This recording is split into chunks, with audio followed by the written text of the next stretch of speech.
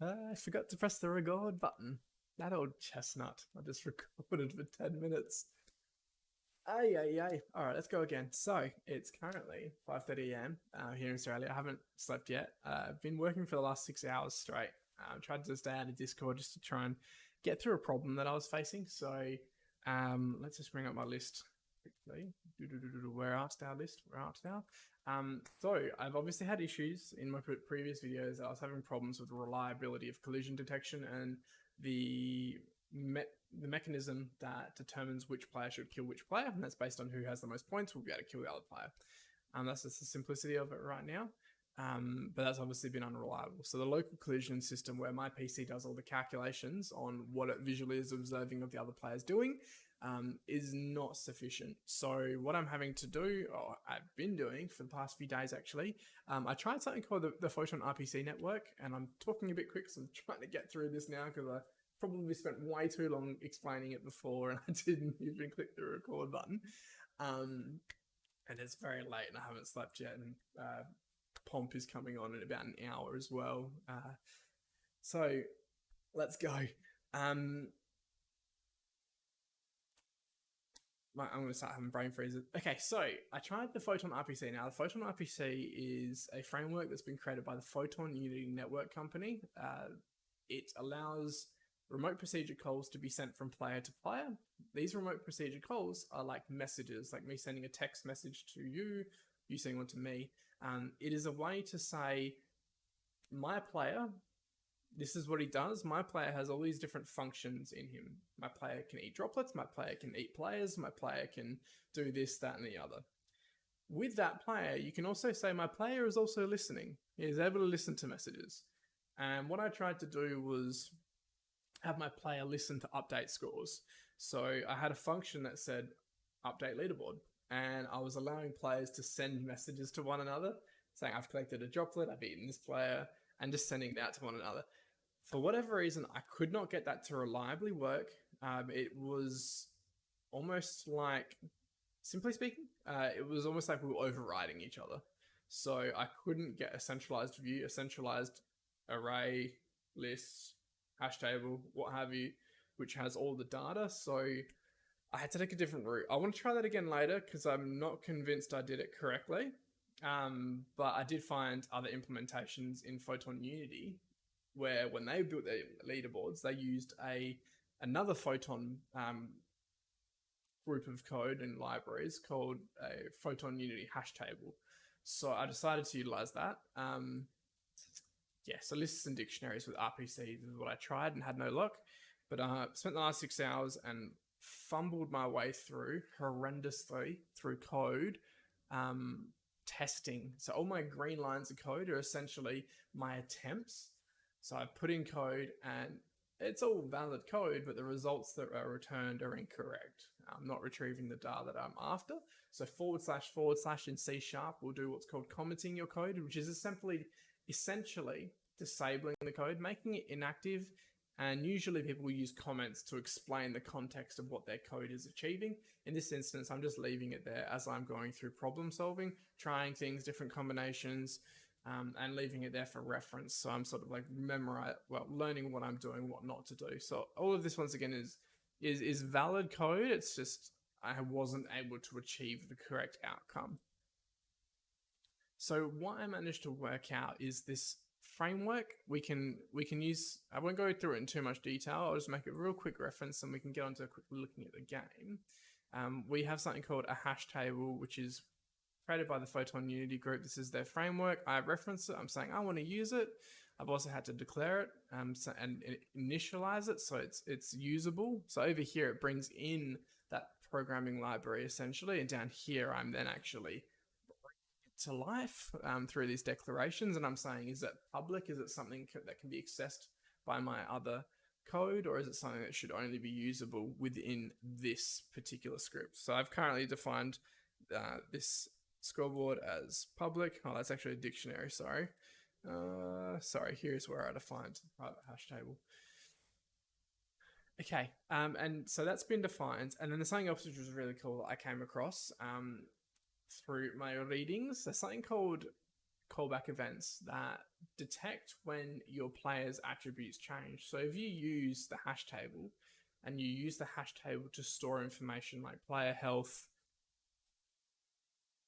player lives, whatever information about a player, whenever that information is changed by that player, it will call on this function, and I can put on a whole series of logic that handles player changes, which is actually perfectly what I was after. So I've tapped into this and been testing it, and it's worked beautifully. It has been a lifesaver. So for me, I'm receiving the table, the player that made the change, and I'm receiving a table of information about what changes took place. In this instance, it's very simple. It's just a player name and a score.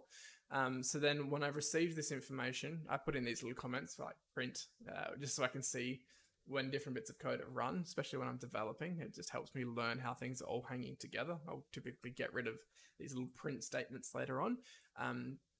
But here is where I'm calling on this function that I've created. So when I've clicked on it here, it's highlighting the function that I've created down below. I'm passing in the player and I'm passing in the changes. Now, down in this particular function, this is where we're actually going to update a leaderboard UI in the game. So it's linked to a text box, and effectively through this bit of spaghetti code, we're constructing a leaderboard. So the first instance of this was that I managed to bring in this hash table and worked out, took me a couple of hours. It was not easy for me, to be honest. I'm not too familiar with C# and Unity, and or at least, I'm beginner to intermediate at best. And I finally worked out I had to use the contains key method. I guess I'd say that's a method of a class that lets me call on, it has to be, of this particular hash table. And by calling on that, I can then pass in this here. I'm passing in that target player and nickname, and I'm saying, does this hash table contain the target player's name that just came in? I'm saying, I want to see the score.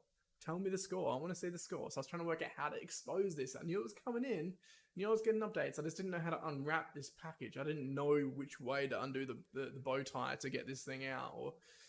So I was just ripping and hacking and slashing to try and find out how to get this information out. And that's what all this is essentially. I was getting, false results, or I'm not populating the data elsewhere. Like a lot of this stuff, like I was saying before, can be used. It just wasn't the right code in the context of the information I've been provided. So I hope this is what a lot of other programmers do as well when they're learning things. You just trying as fast as you can to test different things, play, stop, start, trial and error.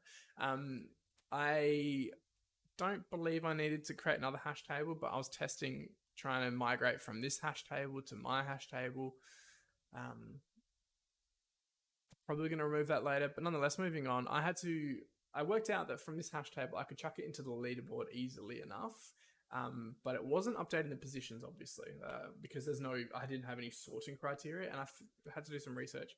It is not all that simple to sort a hash table or a dictionary, or you can't. So you have to pull the data out, put it into a list, and then use this library called system.linq, and this has some operations that lets you sort a list. So I essentially had to loop through my dictionary, do some conversions to make sure that they went back to string and integer, put it into this list that I created. I'm not going to explain how this works, but essentially this was a list, this hash2 list. It's called hash list is in hash table to list, a different format, and just added in each of these records. So it loops through, adding them to this list. And then this is a UP function that I came across in the Microsoft C# framework, documentation. So IEnumerable allows me to sort based on this sorted leaderboard as a reference to like the schematic to my list. So I had to create this schematic to my list that I created, and it explains it's 2 columns essentially, or 2 pieces of data, which is player name and then score. And then had to do a query over that. So this hash to list table, and do an order by descending based on the score. And then we're going to clear out the text for the leaderboard, so to blank it all out, and then we're going to do it again. So we're going to start from scratch. We're going to say the text of that leaderboard should be whatever is in the text right now, which is nothing, plus player name, plus colon and space, and then plus their score, and then / n to go to a new line. So then it keeps looping through, finding all the players and their scores and adding them on one after the other. And then every time there's a player score update, we wipe this list out essentially and we start again.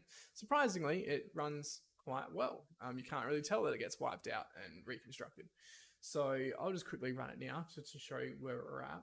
Now I've got the foundational sort of in sync scores. I can hopefully easily enough apply this now to my collision logic next. That'll be on the next coming days when it's not 5:40 a.m. and I haven't slept yet. ABC 1, 2, 3, let's just go with that again. Not that I need to, could just be number 1. Yeah, this has been a learning experience and a half. I'm excited to start doing some visual and more simple changes soon. Just make the game look prettier, get the camera working, all that sort of thing. And work on the UI. This UI is not beautiful. So what we can see is as this player is going around, player 137 is at the top of the leaderboard. So many fixes to do. So many fixes, don't you worry. No one needs to send through suggestions right now because I know this is messy. But what we should see very simplistically is that when player 0086 collects a few more droplets, it will take over the highest leaderboard position. Mission success. I would go to sleep right now, but Pomp I think is coming on now. I better go check. Thank you for your time. Good night, guys. Peace out. See you in the next one.